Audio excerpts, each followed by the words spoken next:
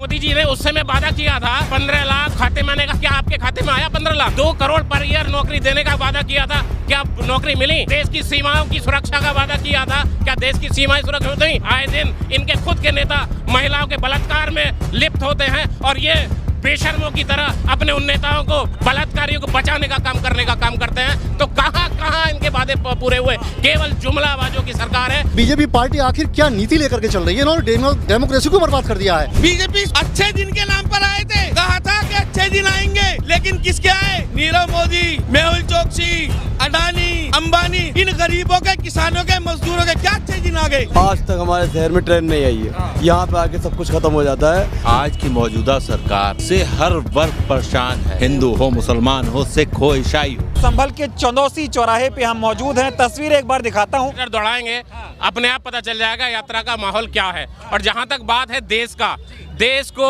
जो भारतीय जनता पार्टी की, भारत की सरकार, उत्तर प्रदेश की सरकार जुमलाबाजों की सरकार है। केवल और केवल इन्होंने देश को सांप्रदायिक रंग बिरंग कर, हिंदू मुसलमान के नाम पे लड़ाकर अपने वोट की राजनीति करने का काम किया है। काम विकास के नाम पे ढकोसला है, जीरो है, विकास कुछ भी नहीं हुआ। 2014 में आए थे तो उन्होंने तो वादे किए थे कि हम विकास करेंगे, सबका साथ सबका विकास। जब 19 में आ गए तो बोले सबका साथ सबका विकास, सबका विश्वास। हुआ नहीं कुछ। देखिए, क्या मोदी जी ने उस समय वादा किया था 15 लाख खाते में आने का, क्या आपके खाते में आया 15 लाख?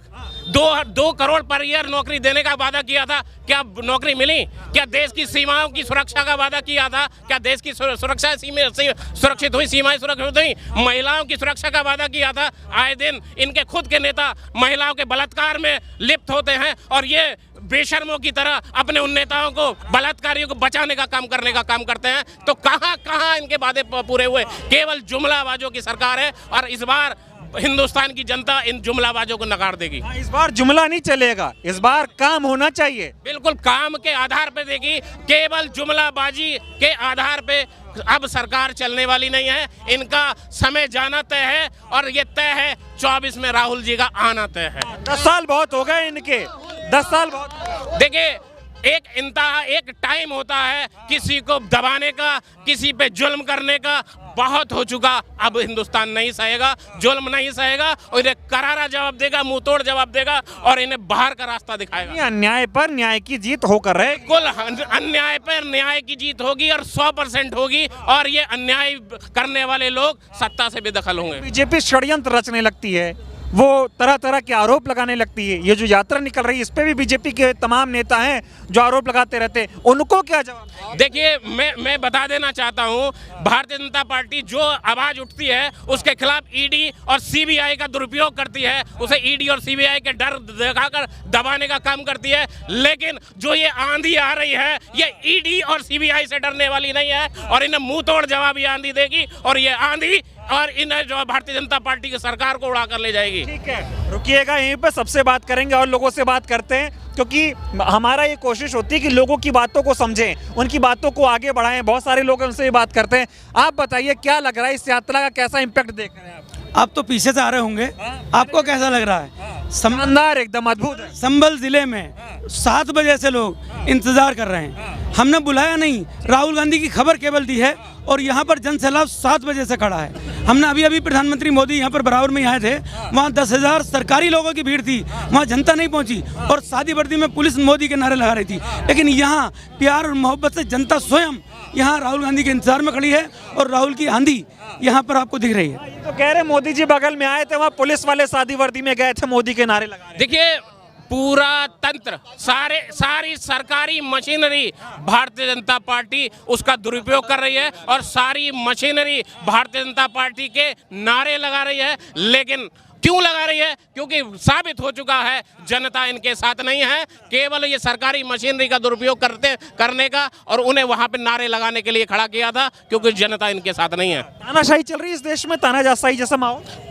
कहेंगे, बिल्कुल तानाशाही जैसा माहौल ही इन्होंने क्रिएट किया हुआ है कि जब चाहते हैं जो इनके खिलाफ बोलता है। देखिए, हिंदुस्तान के इतिहास का पहली घटना है, जो सरकार सदन में खड़े होकर सरकार से सवाल करने का काम करते हैं, उन सांसदों को सस्पेंड करने का काम ये भारतीय जनता पार्टी की सरकार करती है। क्यों करती है? जाते हैं जो सवाल पूछता है घबरा जाते हैं। मोदी जी बोलते हैं 56 इंच का सीना है, लेकिन डर जाते हैं। देखिए 56 इंच का सीना तो पता चल चुका है। अगर 56 इंच का सीना होता तो सांसदों को सस्पेंड करने का काम ना करते, अपने सरकार जनता के सवालों का जवाब देने के लिए खड़े होते और सामना करते जनता के सवालों का, तब माना जाता कि इनका 56 इंच का। मोदी जी कहाँ जवाब देते हैं? बताओ, महिलाओं का शोषण हुआ, बीजेपी के नेता ने किया, उस पर चुप हो गए।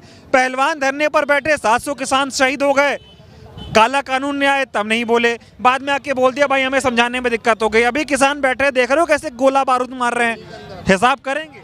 देखिए बिल्कुल हिसाब होगा, एक एक करके। पहले महिलाओं पर अत्याचार, किसानों पर अत्याचार, छात्रों पर अत्याचार, उसके अलावा पहलवानों पे, खिलाड़ियों पे अत्याचार। कब तक इनका अत्याचार? वर्ग बचा नहीं जिस पर अत्याचार ना हुआ। एक एक करके सबको निपटाने का काम ये लोग कर रहे हैं, सबको परेशान करने का काम ये लोग कर रहे हैं। लेकिन देश यूनाइट हो चुका है और इस आंधी के साथ चलने को देश तैयार हो चुका है। बाबा के बारे में बता दीजिए। बाबा का भी खेल खत्म हो चुका है।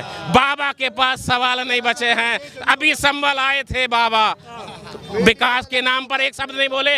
जब यहाँ के मीडिया के लोगों ने कहा कि संभल की जो मूलभूत समस्याएं हैं उस पर क्या कहेंगे, बाबा दोनों जुमलेबाजों ने, रंगा बिल्ला की पूरी जोड़ी ने कह दिया कि मेरी झोली खाली है, हमें संभल को देने के लिए कुछ नहीं है। तो ये निश्चित हो चुका, जब संभल को उनके संभल को देने के लिए, संभल पे उन्हें देने के लिए भी कुछ नहीं। संभल को चाहिए क्या, ये मैं जानना चाह रहा हूं। संभल की सबसे बड़ी समस्या है रेलवे लाइन, दूसरी समस्या है जिला मुख्यालय की सबसे बड़ी समस्या यहाँ पे है। और यहाँ पे कॉलेज नहीं, एजुकेशन का स्तर डाउन, स्वास्थ्य का स्तर डाउन, केवल और केवल ठगने का काम यहाँ पे हुआ। उम्मीद है कि ये जो समस्याएं हैं आपकी, जो जरूरत है आपकी, वो कांग्रेस पूरा कर पाए। देखिए मैं आपको बता दूं, जब यहाँ पे उत्तर प्रदेश में कांग्रेस की सरकार होती थी, उस समय कांग्रेस ने यहाँ पे उत्तर प्रदेश को सेमी डिस्ट्रिक्ट घोषित करने का काम किया था। यहाँ पे एडीएम और एडिशनल एसपी को बैठाने का काम किया था और यहाँ पे विकास का काम उस समय कांग्रेस ने किया था। जब से कांग्रेस की सरकार गई है,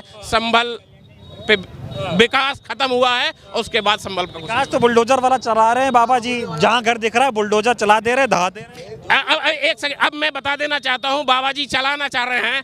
बाबा जी एक तरफ तो सरकारी संपत्ति अवैध कब्जे को लेकर बुलडोजर चलाने का काम करते हैं, दूसरे एक बराबर में ही एक व्यक्ति जो सरकारी संपत्ति पर अवैध कब्जा करके निर्माण करने का काम करता है, उसके मंच पे बैठकर उसका मंच शेयर करने का काम करते हैं, उसे ताकत देने का काम करते हैं। तो दोगली सरकार, दोगली नीति नहीं चलेगी। अगर मुस्लिम के, माइनॉरिटीज के मकानों पे बुलडोजर चलेगा तो उस बाबा के, उस ढोंगी बाबा की उस शिलान्यास पे क्यों बुलडोजर नहीं चलेगा? क्यों उस पे कब्जा कराकर, सरकारी जमीनों पर कब्जा कराकर क्यों निर्माण कराने का काम भारतीय जनता पार्टी करा रही है? अपने आप को मंच पे बैठाकर इसका जवाब देना होगा। जनता समझ चुकी है और इनका जाना तय। 24 में चले जाएंगे। 24 में 100% जाएंगे। देखिए ये भी तय है, जो इतिहास लिखता है, जो लिखा जाता है, आज तारीख 24 है, 24 में राहुल जी आ रहे हैं तो 24 में राहुल जी आएंगे, निश्चित जानिए। बनेंगे, वकील बनेंगे, उन्हें जरूरत है, पब्लिक की जरूरत है। इन्होंने घोर दिया हिंदू मुस्लिम के अलावा और कुछ नहीं। क्या अन्याय उत्तर प्रदेश की जनता के साथ हो रहा है? क्या अन्याय यहाँ संभल की जनता के साथ हो रहा है? क्या मुद्दे हैं आप लोग? देखिए सबसे बड़ा मुद्दा तो ये है, चूँकि हम संभल से बिलोंग करते हैं और ये पार्लियामेंट्री सीट है, यहाँ इस संभल के साथ जो अन्याय हुआ है इस गवर्नमेंट में, और बीजेपी पार्टी ने जो अन्याय किया है वो ये किया है कि हम लोगों की मांग जो है चल रही थी, इसको ज़िला बनाने के लिए, संभल की ज़िला बनाने की 60 साल से मांग चल रही थी कि संभल को ज़िला बनाया जाए। उससे पहले अमरोहा को ज़िला बना दिया गया। इसी में से काट कर जब संभल को ज़िला बनाया गया मई 2011 में, बहन कुमारी मायावती जी मुख्यमंत्री थी उत्तर प्रदेश की, लेकिन इसको इसका ज़िला नहीं दिया, ज़िला नाम संभल दिया और उसके बाद मुख्यालय पहुंचा दिया यहाँ से 22-25 किलोमीटर बहजोई। तो हमारे साथ ज़बरदस्त अन्याय हुआ है। इसको शहर को बर्बाद करने की नीयत से ऐसा किया जा रहा है, सिर्फ इसलिए कि यहाँ की जो पॉपुलेशन है वो मुस्लिम बाहुल्य क्षेत्र है। सिर्फ इस वजह से हमारे साथ ऐसा किया गया है। लेकिन यहाँ पे कहती है ना बीजेपी, सबका साथ, सबका विकास, सबका विश्वास, तो उनको क्या लगता है वो मुस्लिमों को दरकिनार कर रहे हैं? जी देखिए, क्या कह रहे हैं? सबका विनाश कौन कर रहा है? यही मोदी वाले लोग वाले, बीजेपी वाले सबका विनाश, सबका विनाश कर रहे हैं। बीजेपी वाले सबका विनाश, वो तो कहते हैं सबका साथ दे रहे हैं। नहीं दे रहे, बिल्कुल कोई काम नहीं किया। हिंदू नारा इन्होंने दिया था क्या सर्वजन हिताय सर्वजन सुखाय बीएसपी ने भी दिया था। अगर सर्वजन हिताय की बात होती तो यहाँ पर देश के अंदर मॉब लिंचिंग नहीं होती। उत्तर प्रदेश में बीजेपी की गवर्नमेंट है, केंद्र में बीजेपी की गवर्नमेंट है, और यहाँ तक कुल मिलाकर हालात ये हैं कि 70% देश पर बीजेपी की गवर्नमेंट है। तो बीजेपी पार्टी आखिर क्या नीति लेकर के चल रही है? इन्होंने डेमोक्रेसी को बर्बाद कर दिया है। आखिर यहाँ का जो प्रजातंत्र है, दुनिया के अंदर सबसे बड़ा मानव प्रजातंत्र माना जाता था कि भाई यहाँ की जो डेमोक्रेसी है वाकई पूरी दुनिया देखती थी कि बाकी जो भारत देश है तमाम धर्मों के लोग यहाँ पर निवास करते हैं, लेकिन बड़े सुख और चैन से लोग रहा करते थे। यहाँ पर हमारी कांग्रेस पार्टी ने जब सरकार चलाई है तो आपने देखा होगा कभी किसी के साथ कोई मॉब लिंचिंग वाली घटना कोई हुई हो तो आप बता दें। हालात यहाँ तक पैदा कर दिए हैं कि जो हमारे पड़ोसी मुल्क हैं जिनके कोई औकात नहीं है, जैसे पाकिस्तान ले लीजिए, बांग्लादेश को ले लीजिए, नेपाल को ले लीजिए, तमाम क्षेत्र उनको बांट दिया।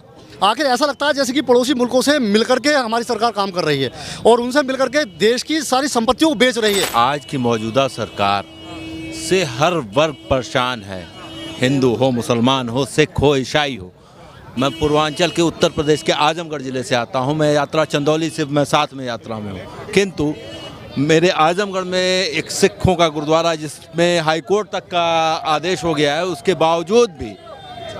बावजूद भी सरकार, वहाँ के प्रशासन ने कब्जा नहीं हटवाया। बाबा का बुलडोजर और भाजपा का बुलडोजर हर जगह पहुँचता है, लेकिन गुरुद्वारे का मामला आता है तो नहीं पहुँचता है, मस्जिद का मामला आता है तो नहीं पहुँचता है, और चर्च का मामला आता है तो नहीं पहुँचता है, और बेरोजगारी चरम पर है। समस्या रोडों की है, बेरोजगारी की है। रोड नहीं है, बेरोजगारी नहीं है, ये सारी समस्या। ट्रेन भी नहीं है। ट्रेन आज तक हमारे शहर में ट्रेन नहीं आई है। यहाँ पे आके सब कुछ खत्म हो जाता है। लोग तो कह रहे विकास, जितने भी व्यापारी हैं सब परेशान हैं, अपने अपने गाड़ियों से जाना पड़ता है। किसी ने भी आज तक हमें ट्रेन नहीं दी, चाहे गवर्नमेंट किसी की भी आई, किसी की भी गई, मगर ट्रेन संभल को कभी नहीं मिली। विकास संभल का हुआ ही नहीं है जी। तो कह रहे हैं ना सबका विकास कर रहे हैं सर, कहने को तो कुछ भी कह सकते हैं। 15 लाख का भी तो वादा था, 15 लाख भी किसी को नहीं मिले, जुमले हैं सर। तो ये माहौल क्या है, कैसा चल रहा है सर? देखिए, जैसे कि राहुल गांधी जी ने एक बात कही थी, इस देश का युवा, मोदी जी बार बार चेताया, बार बार कहा कि मोदी जी अगर इस देश का युवा जाग गया तो आपको भागना पड़ेगा। नीरव मोदी, अडानी, इनको तो आपने भेज दिया, मेहुल चोकसी को, तुम्हें भेजने वाला कोई नहीं होगा। मोदी जी कहते थे हम फकीर आदमी हैं, झोला उठाकर चल देंगे, लेकिन उस झोले में से हम पहले अडानी को निकालेंगे, अंबानी को निकालेंगे, मेहुल चोकसी को निकालेंगे, तब जाके आपको पकड़ेंगे। माननीय मोदी जी, जिस तरीके से राहुल गांधी के पीछे आज युवा खड़ा है, आने वाला 2024 का चुनाव आपकी सत्ता को खो देगा। और ये नौजवान जाग चुका है, इस नौजवान ने मन बना लिया है कि इस बार मोदी सरकार को उखाड़ फेंकने का काम करेंगे। गुस्सा है युवाओं में, कोई काम नहीं किया योगी ने, मोदी ने। देखिए, उन्होंने काम किया है। पहले टर्म में जब सरकार बनाई तो इन्होंने नोटबंदी की, नोटबंदी करके युवाओं को लाइन में लगाया, फिर राशन के लिए लाइन में लगाया, फिर आधार कार्ड के लिए लाइन में लगाया, फिर मतलब लाइन में लगाने का काम किया है, युवाओं को रोजगार देने का कोई काम नहीं किया है। यानी कि पूरी तरीके से ठगने का काम बीजेपी ने आप लोगों को किया है। बीजेपी अच्छे दिन के नाम पर आए थे, कहा था कि अच्छे दिन आएंगे, लेकिन किसके आए? नीरव मोदी, मेहुल चोकसी, अडानी, अंबानी, सरमाएदारों के अच्छे दिन आ गए। इन गरीबों के, किसानों के, मजदूरों के क्या अच्छे दिन आ गए? लेकिन बातें बड़ी बड़ी करते हैं मोदी जी की, मैंने ये कर दिया, वो कर दिया, ऐसा कर दिया, वैसा कर दिया। मोदी जी ने क्या करा है? 10 लाख का सूट पहना है, करोड़ों के फ्लैट में, उसमें फ्लाइट पे घूमना है, पर्सनल जहाज खरीदे। इन गरीबों से कहा था हवाई चप्पल वालों, आप हवाई जहाज में बैठोगे, लेकिन आज नौबत आ गई कि इनके हवाई चप्पल उतरने के लिए महंगाई खत्म कर देंगे। महंगाई खत्म, ये गलत से कहा उन्होंने। आज का एनबीआरसी का एक डाटा कहता है, यूपीए सरकार जब सत्ता से गई 55 लाख करोड़ रुपए कर्ज हिंदुस्तान पे था, आज 1,185 लाख करोड़ रुपए का कर्ज हिंदुस्तान की सरकार पर है। तो ये अडानी के और अंबानी के दलाल जो आए थे अच्छे दिन के नाम पर आए थे, अंबानी माँ गंगा के लाल बनके रह गए, अडानी और अंबानी के दलाल बनके। इसमें सवाल ये खड़ा होता है, मोदी जी ने कहा मैं चाय बेचने वाला हूँ, मैं गरीब का बेटा हूँ, गरीबी खत्म कर दूंगा, देश में कोई ऐसा नहीं बचेगा जो बेरोजगार हो, जो महंगाई से परेशान हो, जो गरीबी से परेशान हो, पूरे भारत को नया भारत बना दूंगा, बदल दूंगा। बदल दिया मोदी जी, बदल तो दिया भारत, हिंदू मुस्लिम में खाई पैदा कर दी। हिंदू मुसलमान के यहाँ जाने को खुशी गम में राजी नहीं, मुसलमान उनके यहाँ आने को राजी नहीं। इन्होंने मंदिर मस्जिद के नाम पे खाई पैदा कर दी। इन्होंने बेरोजगारी लाकर युवाओं में जो गुस्सा आज दिख रहा है, इसका नतीजा इनको आने वाले टाइम में पता लग जाएगा। इसका परिणाम क्या होगा? यात्रा का क्या प्रभाव दिख रहा है आपके इलाके में? देखिए हमारे क्षेत्र में यहाँ पे जो प्रभाव है, मैं तो क्या कहूँ, जितने युवा यहाँ बैठे हैं, खड़े हैं, इनसे पूछिएगा।